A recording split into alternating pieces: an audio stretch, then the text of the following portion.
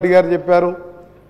అన్నిటికి మించి ఆయన ప్రపంచం మెచ్చిన ఆర్థికవేత్త, సంస్కరణలతో దేశాన్ని అభివృద్ధి బాట పట్టించిన గొప్ప నాయకుడు, ఎన్నో అద్భుతమైన చట్టాల రూపకర్త. ఇవన్నీ ఒక ఎత్తు అయితే రాజకీయాల్లో ఉండే నాయకులు ఎంత ఉన్నాగా వ్యవహరించాలో చెప్పిన అరుదైన నాయకుడు స్వర్గీయ మన్మోహన్ సింగ్ గారు. ఇవాళ రాజకీయ నాయకులు హిందువులు, ముస్లింలు, క్రిస్టియన్స్ అని మతాల పేరుతో రాజకీయాలు చేస్తున్నారు. కానీ ఆయన సిక్కుగా తలపాగా ధరించిన ఈ దేశమంతా ఆయన మా ప్రధాని అని భావించింది తప్పితే ఆయనలో ఈ దేశం మతం చూడలేదు. అదే నిజమైన భారతీయత. ఈరోజు ఒక మాటలో చెప్పాలంటే స్వర్గీయ డాక్టర్ మన్మోహన్ సింగ్ గారు నిజమైన దేశభక్తికి జెండా లాంటి నాయకుడు. ప్రధాని పదవిలో ఉన్న ఇంటి నుంచి సద్దన్నం తీసుకొచ్చి లంచ్ చేసుకుంటూ సామాన్య పౌరునిగా వ్యవహరించిన వ్యక్తి. ఈ దేశానికి ఏం కావాలో వారికి తెలిసినంతగా మరే నాయకుడికి తెలియదంటే అతిశయోక్తే కాదు.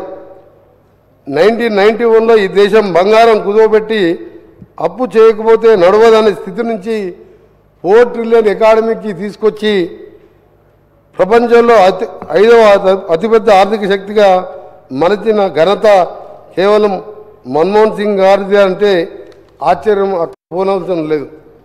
1991లో విదేశీ వస్తువుల కొనుగోలు శక్తిలో ప్రపంచంలో చివరి స్థానంలో భారత్ను 2014లో 3వ స్థానానికి చేర్పించారు. 2014 నుంచి ఇప్పటికీ 3వ స్థానంలో ఉన్నాం మనం. ఆయన ఒక సందర్భంలో అందరూ యాక్సిడెంటల్ ప్రధాని అంటుంటే ఆయన యాక్సిడెంటల్ ప్రధానే కాదు, యాక్సిడెంటల్ ఫైనాన్స్ మినిస్టర్ అని కూడా చలోక్తిగా ఆయన ఒప్పుకున్నాడు, ఆయన నిజాయితీగా. అలాంటి నిగర్వి డాక్టర్ మన్మోహన్ సింగ్ గారు ప్రధానమంత్రిగా 2004 నుండి 2014 వరకు 10 సంవత్సరాలు. ఈ 10 సంవత్సరాల కాలంలో భారతదేశ జీడిపి వృద్ధి రేటు 8 to 9% ఉంటే ఇప్పుడు 5% వరకు వచ్చినాం. డిమాండైజ్ చేసినప్పుడు ఆయన ప్రసంగంలో రాజ్యసభలో చెప్పారు, దీంతో 2 నుంచి 2.5% జీడిపి తగ్గుతుంది అని. ఆయన చెప్పినట్టే తగ్గింది ఆ రోజు. నిజంగా అలాంటి నాయకుడు ఈరోజు లేకపోవడం చాలా బాధాకరం. వయోభారంతో ఈరోజు దేశాన్నే మలుపు తిప్పిన మహానాయకుడైన. ఒకవైపు మహాత్మా గాంధీ ఉపాధి హామీ పథకం ఎవరు ఊహించలే. 1,00,000 కోట్ల ఆ రోజులలో పేదవాడు ఆకలితో చనిపోకూడదు, ఆకలితో ఉండకూడదని చట్టం ద్వారా తీసుకొచ్చాను. అలాంటి పథకాన్ని తీసుకొచ్చి మన ఇటీవల 4 సంవత్సరాల క్రితం కరోనా వచ్చినప్పుడు అదే చట్టం లేకపోతే లక్షలాది మంది చనిపోయేవారు. ఆ చట్టం రూపేణ తీసుకొచ్చిన ఉపాధి హామీ అని, ఆహార భద్రతా చట్టం కానివ్వండి.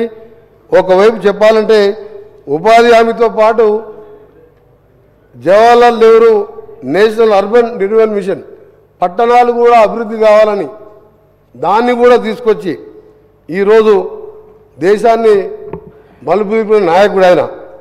ఇక్కడ ఒక విషయం చెప్పుకోవాలంటే ఆయన గురించి వాళ్ళ కూతురు రాసిన ఒక విషయం, ఒక 60 పర్సనల్ విషయంలో మన్మోహన్ సింగ్ గారు క్యాంబ్రిడ్జ్లో చదువుకున్నప్పుడు ఆ పేదరికంలో తినడానికి డబ్బులు లేకపోతే చాక్లెట్ తినేవాడంట అని ఒక సీక్రెట్ పర్సనల్ బుక్లో రాయడం జరిగింది.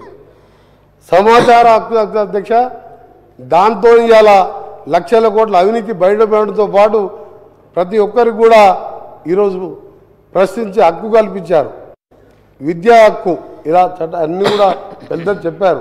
నిజంగా అలాంటి నాయకుడు ఈరోజు మా గౌరవ ముఖ్యమంత్రి గారు, అలాగే ఉత్తమ్ కుమార్ రెడ్డి గారు, నేను, మీ ముగ్గురం